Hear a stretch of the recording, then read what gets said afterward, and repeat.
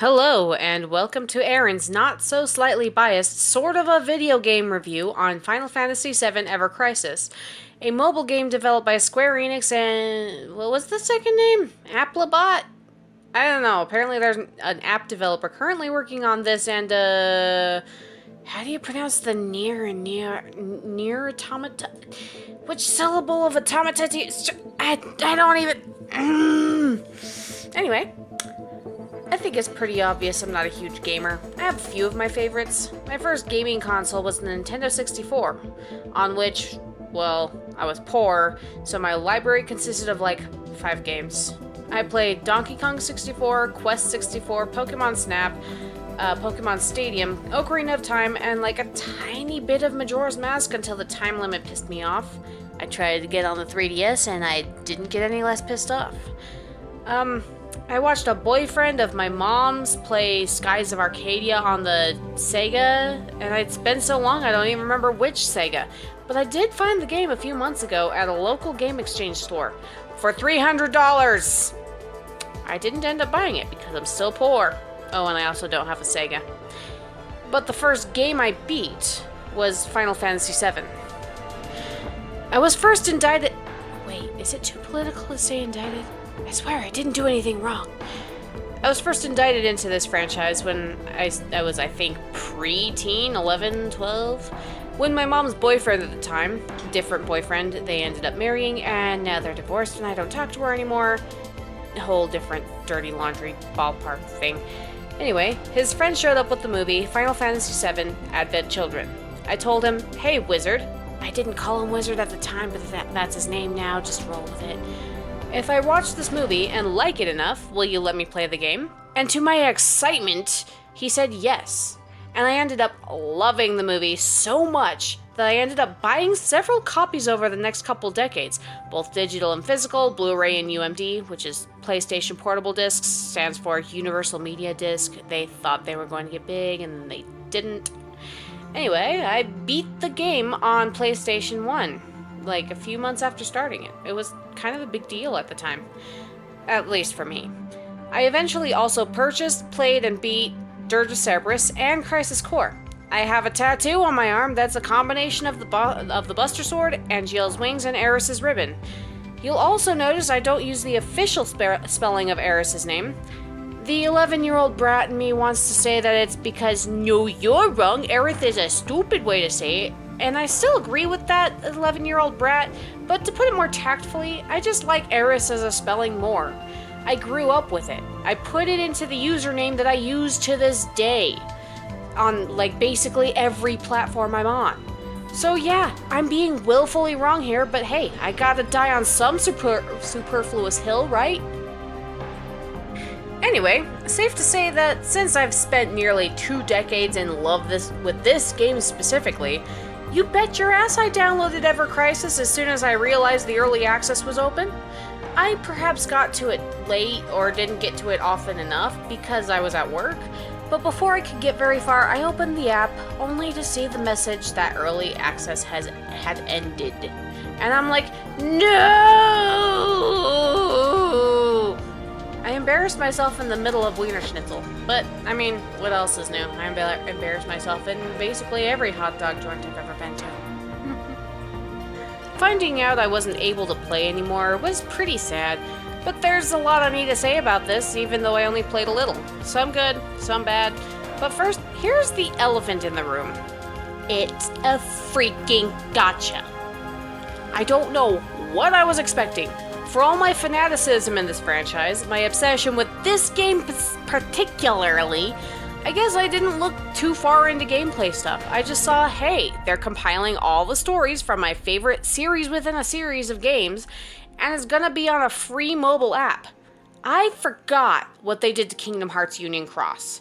I didn't play the Final Fantasy 15 mobile game. I did play the console game, and the battle music and Apocalypse Aquarius freaking slaps.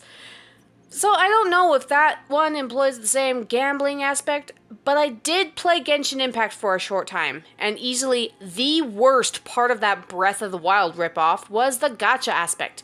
Disclaimer, I also didn't play Breath of the Wild. So that's a thing I hate. Luckily with this one, the gacha aspect seems to be exclusively weapons. Unlike Genshin Impact, where it's mostly weapons and then once in a while you'd get a character, I seem to recall a lot of people getting hot and bothered over this Ito guy, and also a guy literally named Child. Come on, guys, they all look like children. What happened to the story? Final Fantasy VII Ever Crisis appears to at least not hide their characters behind a slot machine. The weapons you get from this aforementioned slot machine is a 3 to 5 star weapon. When you draw 10, you get these materia-looking orbs. For those who haven't heard of Final Fantasy VII, I'll get to what materia is in a minute. The blue orbs are 3 star, the purple ones are 4 star, and the gold ones with the character silhouette are 5 star. I got some really nice things out of this, most notably, because I forget what the others are and I can no longer check, the wizard staff for Aeris. I think I kept hoping for a 5-star version of the enhanced sword for Cloud and or Zack, because the edge of the blade looks pretty oil slicky, and I'm a sucker for the oil slick rainbow shift aesthetic. In previous games, the edge just looks like a standard gold or bronze, so yeah, this one got a glow up. The crystal sword was also really covetable. Look, I really like pretty swords, okay? See, I'm just annoyed that there's a gacha section at all. Like, can we please stop adding unnecessary elements to already convoluted games? I didn't even manage to figure out the enhanced weapon crap before early access closed. And I didn't even get far enough to unlock the materia enhancements because I started late and had to play around my job. Oh wait, I think I already mentioned that. Whoopsies. Okay, about the game stuff. Speaking of materia, in the world of Final Fantasy VII, for anyone new to the compilation, materia are crystal orbs made of solidified Mako, which I always pronounced Mako until I played Dirge of Cerberus and heard it out loud for the first time. They're used as basically a means to use magic. No one in this universe is born magical, except arguably Nanaki, or Red 13 as Hojo the Dunkass and most of the fandom calls him, who is a talking lion dog Charmander thing. And also Aeris by dint of something that's probably pretty spoilery. But also just look at her! She's a magical girl! But everyone else uses this materia to use magic in this world. Each materia has the aspect of a different element or ability. I forget about the remake's handling of this construct, so I'm going to use the original game as a reference here, and also sprinkle in a little Crisis Core. You've got green, which is the one used most often, elemental and curative magic mostly, though you can also have barrier magic and comet magic and gravity magic, and you get Ultima materia from stopping a train in North Corel. I'm not sure if all of these count as elemental. Then there's the blue materia, which you can pair with a green one to imbue whatever equipment it's on with that green materia's ability.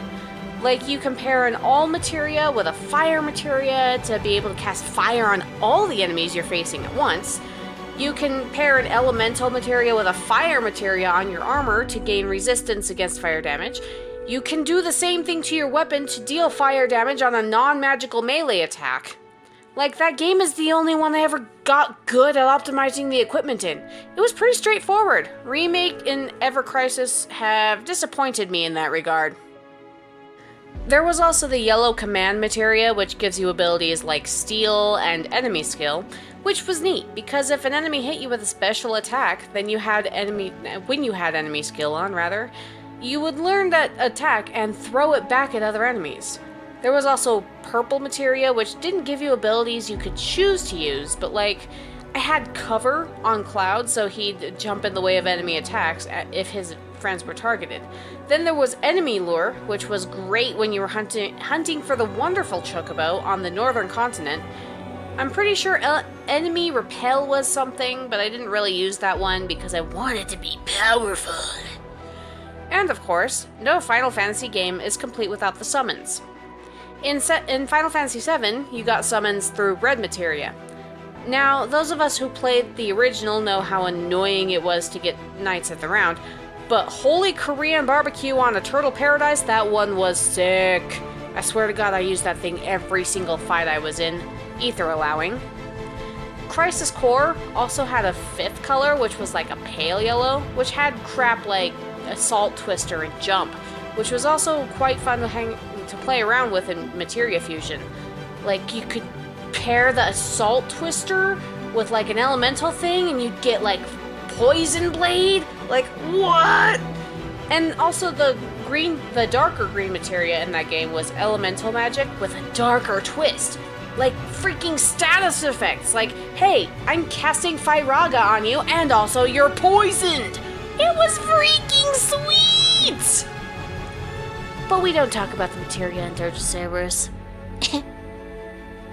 In the movie, Marlene, the little girl that's like the daughter of the big guy Barrett, she hits Laws, a one-shot villain, with a materia that could be either green or blue. And if it's blue, that would be even funnier, because smacking someone with a support materia just sounds hilarious. Also, props, kid. You're, what, 6 in this movie, and you smack an obvious bad guy that just beat the crap out of your guardian with a big blue shiny rock instead of running? Marlene's one brave kid. Should have run, but, you know, brave. But in Ever Crisis, I didn't actually get to materia, which annoys the hell out of me. I could get the weapons up to level 20. Still don't know how, but I did it. But y'all wouldn't let me at the materia? You get to mess around with materia immediately after the first mission in the first game. Materia fusion didn't really happen in Crisis Core until after you complete a mission after meeting Aeris, but you still got to equip what materia you do have, so how come I didn't get to materia in Ever Crisis? Probably the whole not playing enough thing. Anyway. So that's a couple things that annoy me about the game. I didn't get too far in any of the 3 stories. In fact, I didn't even get to play the first soldier. And I'm not subjecting myself to spoilers for the sake of a YouTube video, so that won't be touched on here. I only played a couple chapters of Crisis Core because I didn't unlock it until after I cleared a particular story beat in the original. And actually, I wasn't going to until after I beat the original game, but apparently they've introduced this thing with recommended power, where if your party's power is below the recommended number they suggest, you get it up. And I was like at least 3,000 below it for a particular chapter, so I was like, hey, might as well go level up. So I tried doing that by playing the first bit of Crisis Core. And then I realized that they had a side quest dealie called Solo. Solo seems to be like the missions on the PSP or PS4 versions of Crisis Core. Or I guess PS5 now, huh? Whatever. I got it on PS4, but I played it on my roommate's PS5. Whatever. You get an order to defeat a monster, and your characters level up. It was just super cool to be able to have Cloud, Aeris, and Zack all on the same team. Remake permitting, this is my poly ship. Don't get me wrong, Cloud and Tifa are the power couple, but can you just imagine Zack and Aeris playing tug-of-war with a grumpy Cloud? I mean, they kinda slightly did in the movie, just with a weird element of which one's dead and alive and whatnot. Anyway, so you put together your party and optimize their equipment. There's an optimize button for the equipment? Like, I'm bad at strategy and don't even ask about what I did in Persona 5, so this button was a godsend. Once you have your party together and optimized, you go into one of these solo missions and run around stabbing monsters and Shinra robots. It's pretty freaking awesome. I did maybe 2 of these before I got the early access closed message. So basically, I got to get Aeris home in the original and had just beaten the behemoth in Crisis Core before the thing closed. And I'm a little upsetty spaghetti. Like, I know early access wasn't going to be a complete game, but I did figure they might at least let me finish what was out. I still haven't met the cast of the first soldier! Man, though, I hope they do end up putting Dirge Cerberus in there. The gameplay was abysmal, and the story seemed like kinda a patchwork mess, but Vincent's my other favorite character from the series. The hierarchy of favorite characters for me goes Aeris, then Zack, then Vincent. And I'd like to see his story told a little better. Also, Rosa the Crimson was a freaking badass. Give me more of her. I'd let her step up. What? Anyway, besides which, Dirge Cerberus marked the beginning of my foray into Japanese rock, thanks to Gact doing the song Redemption for the credits. That song slaps! And we never really got the continuation from the secret ending. At least Intergrade dealt with Deep Ground, I think. I haven't played it. My roommate was working on it, though. As far as the mobile game goes, I know it's probably not going to happen, but I hope they get rid of the stupid freaking gacha system. I'd rather earn my 5-star weapons in-game. They even have a mechanic to raise the rarity of the freaking weapons. And you could get the rarity up to 5 stars. Like, what is the point of the gacha? Oh, you get these super cool weapons way ahead of when you need them. I want to find them in the game, and I want to power them up myself. You know, like in a real game. Gacha's stupid and needs to go away. And the structure of the stories was actually, well, there's pros and cons. I actually really like how tiny the chapters are. I'm a busy guy. The most I got to play this game was on the bus to and from work, during lunch break, and a tiny bit at home between watching episodes of Dimension 20 and drawing commissions. Having smaller, bite-sized chapters made it easier for me to put the game down without the fear of the app resetting and erasing all my progress. I will say I noticed there were some small things missing from the story. The one I noticed was that they kinda took out the part where Cloud's running from the guards and jumps on the train, but not anything too big to the actual story. They added a tiny chapter for each of the members of Avalanche before you go on the second mission, like helping Wedge find a cat, which I love that they added that to his character. So I think that makes up the difference a little bit. Oh, I almost forgot to talk about the graphics! The graphics are actually really cool. Like, you run around in a chibi-esque form that's reminiscent of the graphics of the original game without looking like knockoff Legos. When it switches to fight mode, it's more the graphics of the remake, and they're gorgeous. I'm a sucker for good magical effects, and this game is chock full of them. It's beautiful! It's everything I imagined when I was 13 and playing this on my boob tube CRT TV, getting absolutely mauled in the Shinra submarine, and blasting Nebel wolves to Kingdom Come with an overpowered Lightning 3... No, I didn't play on a CRT because I'm old. I played on a CRT because I was poor, and that was the TV my mom could get. I'm only 31! Wait, I turned 32 in 11 days? I'm old! Anyway, back to the graphics. The dialogue boxes are neat. They're clean, they don't cover up anything important, mostly because it's like a name, a line, and the text, with maybe a tint to the screen to make the letters easier to read, without covering the scene behind it. I can read them, and the character art on them is done in a really cute style. I mean, look at this cute drawing of Marlene! Look at her little face! This was the only screenshot I thought to grab of this game, and holy Tonberry on Fort Condor, it was worth it! The main menu cycles between dynamic wallpapers, one of the main 3, one of Zack, and one for the 3 characters I'm assuming are the playables for the first soldier. I will say, having Googled someone else's screenshot of the game to refresh my memory, it kind of feels cluttered. Like, on the left, you have the main crap. Home, growth, enhance, party, and draw. You click on home, and you get story, solo content, multiplayer content, events, and chocobo. My biggest crime in all this was not playing enough to unlock the chocobo thing. Best side quest in the original was breeding the golden chocobos. Also, racing the chocobos. But that was part of the breeding side quest, so I'm including that here. If I were to choose one thing to remove from this game between gacha and multiplayer, I'd remove multiplayer. I don't know why, just the thought of playing online with other people gives me the same level of anxiety of phoning up my credit card company. I'm never touching that. Never, ever, ever, never. Like, for the couple months I played Genshin Impact, if I got one of those notifications that somebody wanted to join my world, I was dropping the controller out of fear that I might accidentally let them in if I pushed the wrong thing. The solo stuff was cool. Basically, just... well, I have a qualm. Why call it solo content? Call it missions. The thing on the right labeled missions feels out of place, because it's just the daily tasks you do to get the crystals they want you to use for the gacha. But if you've ever played Crisis Core, you'll remember that the side quests with rewards that you actually played and fought in were called missions. Solo content just breaks my immersion. Call the thing on the right daily tasks. Then enhance was for upgrading your weapons. I never really figured out what growth meant.